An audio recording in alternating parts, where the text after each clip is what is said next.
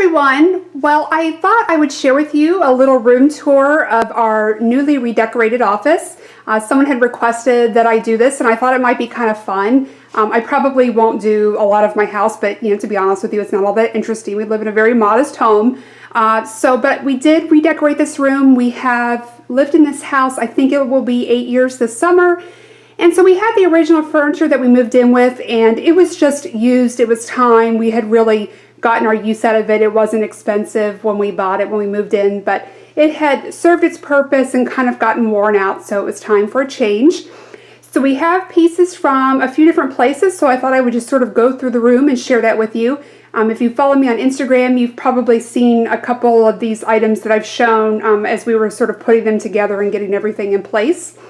So the first thing that I will show you here as we walk in the room, so we just have our little television that's mounted here on the wall. And this first piece I'm going to show you is a dresser, sort of a tall dresser that is from Ikea. This was from the, I don't know if it's pronounced Hemnes or Hemnes, but it's H-E-M-N-E-S. This is a line that I really like at Ikea. It's very affordable, it's just sort of classic and minimalistic design. So this was sort of an idea that we had for storage of miscellaneous items, and also we are using this as a charging station, which I will show you what I mean by that.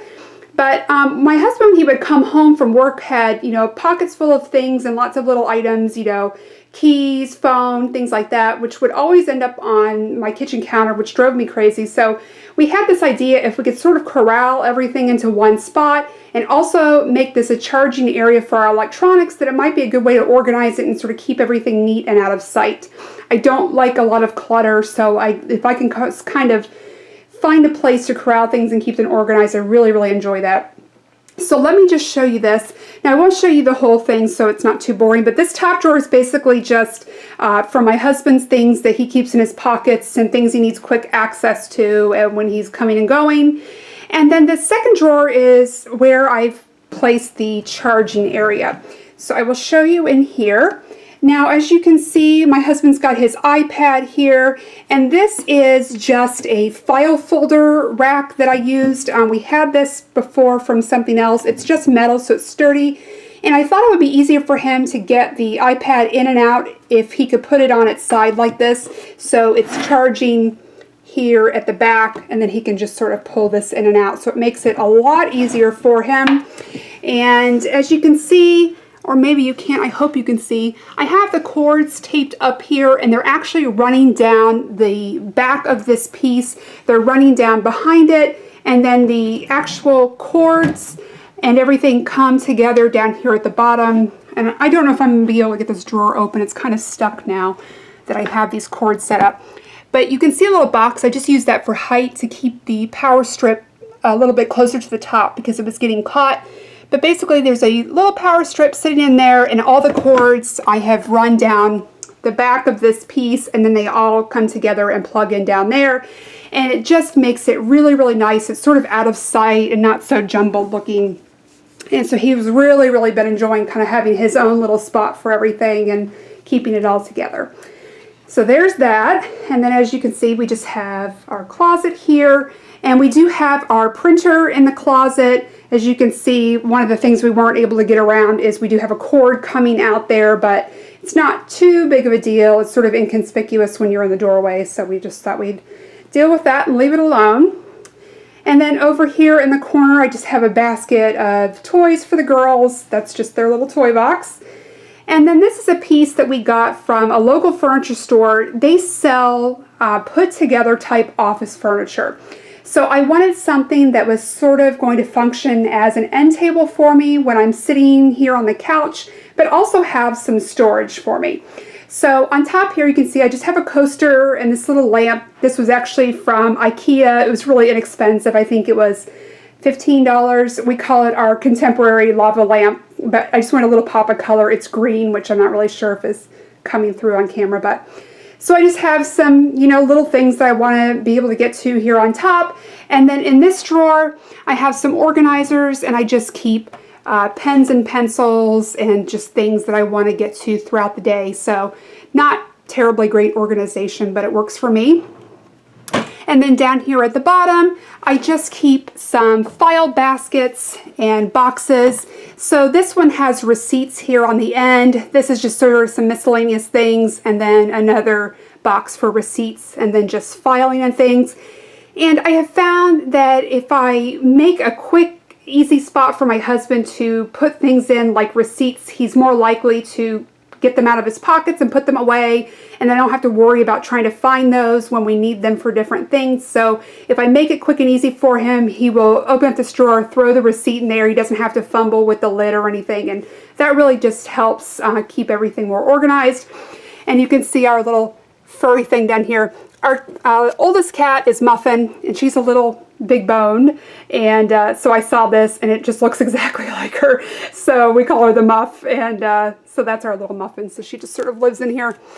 Cute little thing. So anyway, that is that. And now for the little sofa that we have here and the real life Muffin. Hey Muff. So she's having her nap.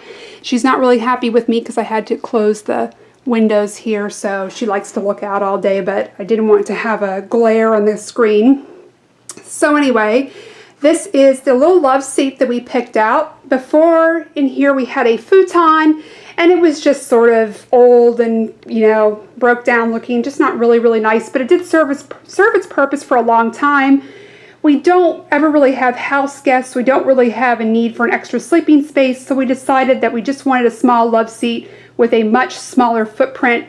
The old futon that we had came out to that dent there in the carpet was the post for the futon, so it came out to there, and so it just really took up a lot of space here. So this works out a whole lot better. It doesn't make out into a bed or anything like that, but if we need to, we can always get an air mattress or something like that, but I don't really see that being a problem. And then this little one here, this is Sarah. She's our youngest. Hi, Sweet Pea. Hi, baby. And I thought I might share with you in a separate video if anyone is interested. We have a training technique that has worked out really well for us for teaching the girls not to scratch the furniture, particularly when we have something new that they're very interested in. It's safe for them, and it doesn't damage the furniture. It works out really well, and they've just done a great job. They quickly lose interest in the item, and then we don't have any more issues. All of our girls do have their claws just declined, just isn't the right choice for us, for our girls. But so we focus a lot on training and just modifying their behaviors and making sure that they have lots of optional scratching posts and things like that. But if you're interested to see how I do that, I would be happy to do a little video, because we did use it in here, and we've had this only a couple weeks at the most, I think, and they've already lost interest and there's no scratching issues. So that is that. And this little lamp in the corner is just one that I picked up from Target. It's got a couple different light settings, and I just wanted something to be able to have dim or brighter light here. Okay, now as I swing around here, so this is sort of a compromise piece that my husband and I came up with. He is very into aviation and likes model airplanes and helicopters and things like that. And he really had a vision for wanting a display case that was lit and things like that. So we originally talked about some sort of curio cabinet, but because the room is very small, we just decided that we didn't really want something that was going to take up more floor space. So he just had a great idea to build this display case. This is from Ikea. All the pieces are from Ikea, and he really customized it to suit what he had in mind, how he wanted this to look. And Ikea is great at having pieces like this and then allowing you to customize them with different shelves and things like that, or shelves, I should say. So this is a glass front case. I believe there's also an optional door to keep it solid. I'm going to try to keep myself out of the mirror here because I don't have any my hair or makeup done or anything. But so anyway, inside here are just some of the models that he has. He chose, I believe that a couple of these are glass shelves, and then it's mirrored here at the bottom and also mirror at the back. And then he also chose these lights that are at the top. These are some LED lights, and he is going to try to find a solution to hide those cords. He's still working on that. And then he may put a few of the larger items on top here. You can see he has one heli there in the corner. And then this side is open. I'm not sure what he's going to put there yet, but I imagine as the collection grows, it's going to kind of spread out. And then moving down here, this is another piece that we got from a local furniture store. This is also, again, an espresso color. Everything is sort of a dark black-brown color. And it was just another sort of classic minimalist look, which is really what we want. We really wanted to get our printer off of the desk because it's really large and takes up a lot of space. So we just wanted to sort of have a minimal, not a lot of stuff on there. So this worked out really well. And I should mention that we did have these glass pieces. This did not come with the desk. We actually had these cut at a local glass shop for us. We just took the measurements into them and they gave us some options. So that will hopefully help preserve our furniture for a while.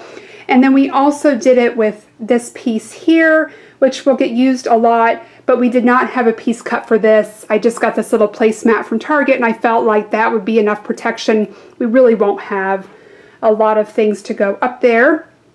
Okay, so let me swing back around here. And then the chair, we've had that for a while with the old furniture. I want to say that I think that may have actually come from Sam's Club. It's just pretty basic faux leather chair.